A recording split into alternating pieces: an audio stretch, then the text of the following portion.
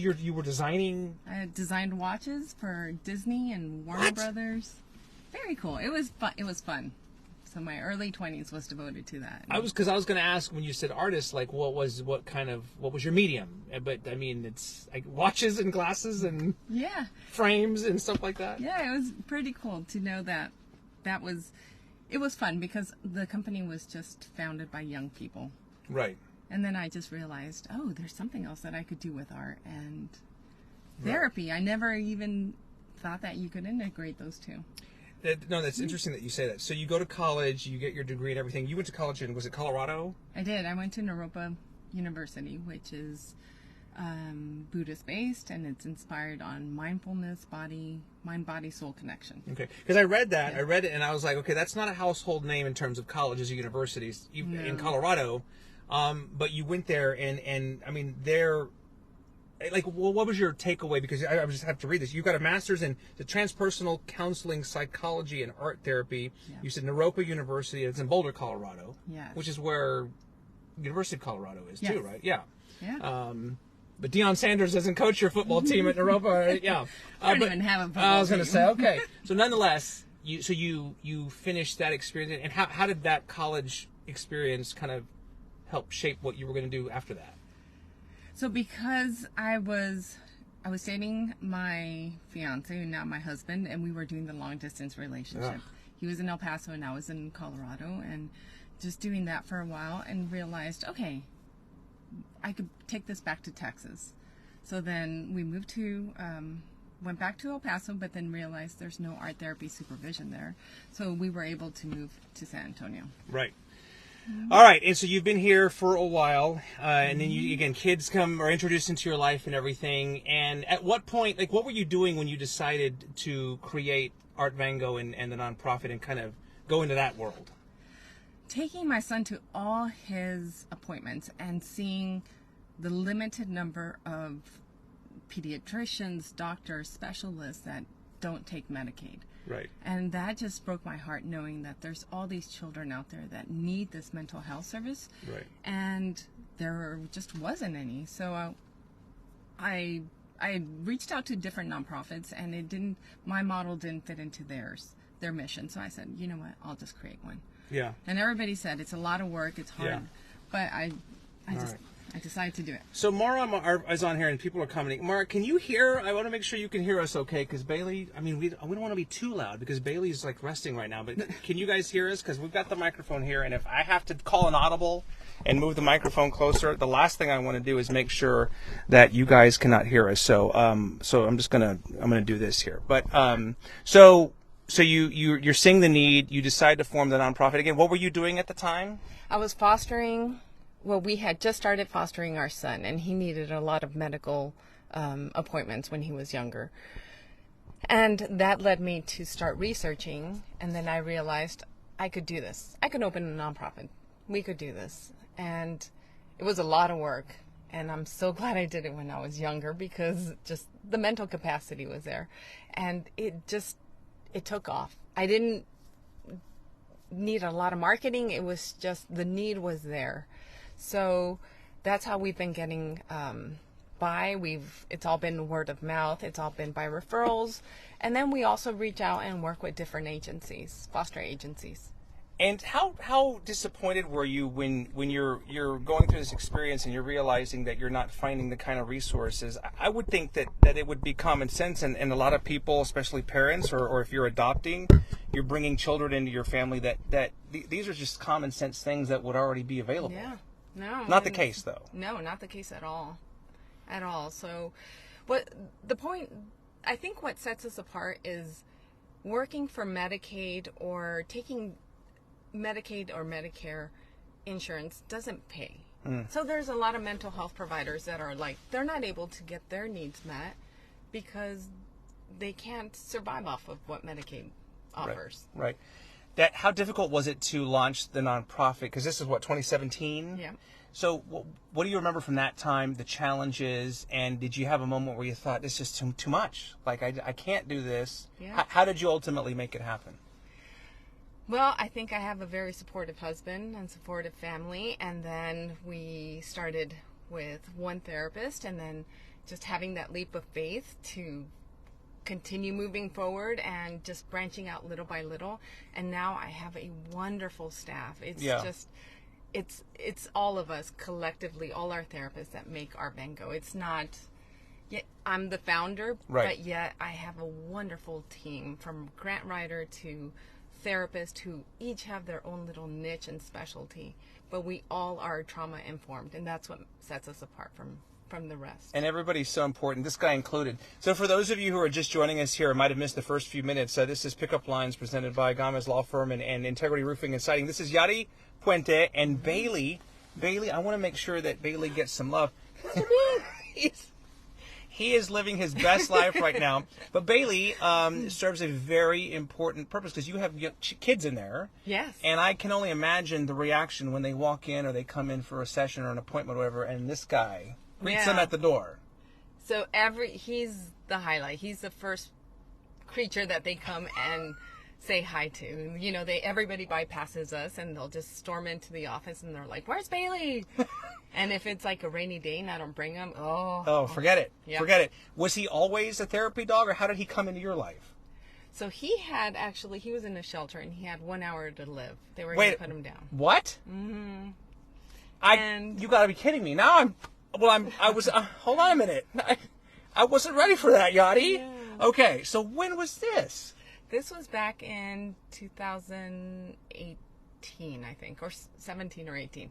So here in San Antonio? Here. So we got him from the shelter, and I kept asking if I could take him back, because I just wasn't sure. He's a little larger than what I expected. So I just want to know, he's a male American Fox Hound, right? Yeah. And he's about 9 years old right now? He's like 9 or 10. Okay, so you were not having it at the beginning. No, because my kids wanted him, and I wanted a tiny dog, and so I said, fine, we'll take him home. But I kept asking, can I bring him back? And the people were like, you're about to adopt a dog. How are you going to bring him back? Already you're having adopter's remorse. Yeah. And he had an hour left. Yeah. Yeah, so we... Okay. But it was just meant to be. He's turned out to be the greatest dog, and I took him through training to be a therapy dog, and he's turned out to be the best thing. And now I'm like, he's actually like the face of Artvango, because parents, everybody just can't get enough of him. Yes, and how can you not love that face? I mean, he's an old man. This is what he does. Well, hey, listen, I have no problems with that. So I know obviously there's not a lot you can say, but in terms of physically what he does, or what kind of role does he play on a regular basis, and what kind of impact does he have? So his role is naturally just lowers our blood sugar, lowers our stress levels, and that's what he does here. He's that icebreaker, and he's able to help us like start therapy, or when kids are having a meltdown or having just a challenging time, they're there caressing him, and he's that's what he's good at. He just goes and shares the love to everybody.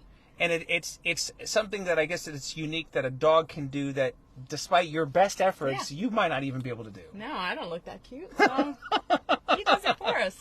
Oh gosh, what a gift! Oh my gosh, and I bet you spoil him to death too, I would imagine. Oh yeah. So, all right, so you formed the nonprofit in 2017. You get it off the ground and everything. And how quickly was it that you realized that there were other Yadi Puentes out there, parents who were going through the same kinds of things, or were looking for someone like you? It was almost immediately. All I did was reach out to our caseworkers that we had formed relationships with, and I said, hey, this is what I'm thinking about doing. They said, we'll spread the word for you. And immediately, like the first month, I was already booked. And I just thought, okay, this is much bigger than me. The need is there. How do we fulfill it? How do we bring expressive therapies? Because that's the child's language. We can't just sit and talk to a kid. Right. Kids communicate through play and through art, and that's their love language at this age. Yeah. So let's tap into that and help offer some healing. So again, for the uninitiated, or just pardon my ignorance, when you say like expressive therapy, you're talking about tactical, like touching and and those kinds of tactile things with art. You get a little messy sometimes, and those kinds all of things. All the time. Yeah. All the time. So it's We created a lot of slime. And but slime has so many healing qualities. No, it's got a soothing quality to it. And... But there's so many ingredients, like the ingredients itself. You could use it as a metaphor as to what's happening in life, and you have to mix and mix and mix, and just having that patience to create that.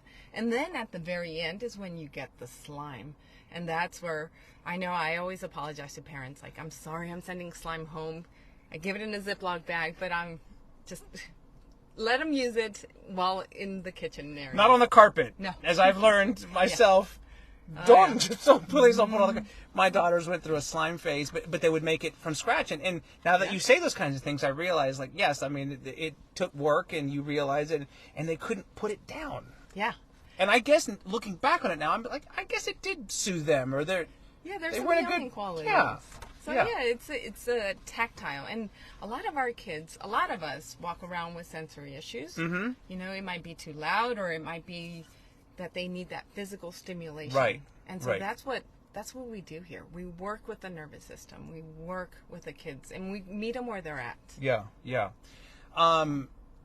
So are you actively taking in new patients or families right now? Yeah, it's always a revolving door. We have kids that are graduating, and then we have kids that are coming in. And right now we have openings during the AM hours, so we do provide school notes, but because those afternoon hours, they get taken super quickly. Yeah, it's tricky. It's tricky.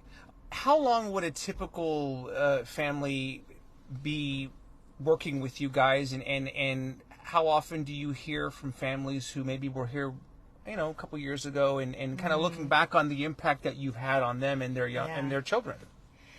So we can't put a time frame on mental health because we're working with the nervous system. A lot of times kids are coming to us with childhood traumas, or, I mean, they're in the foster system because something went wrong, right? And most of the time it's the parents.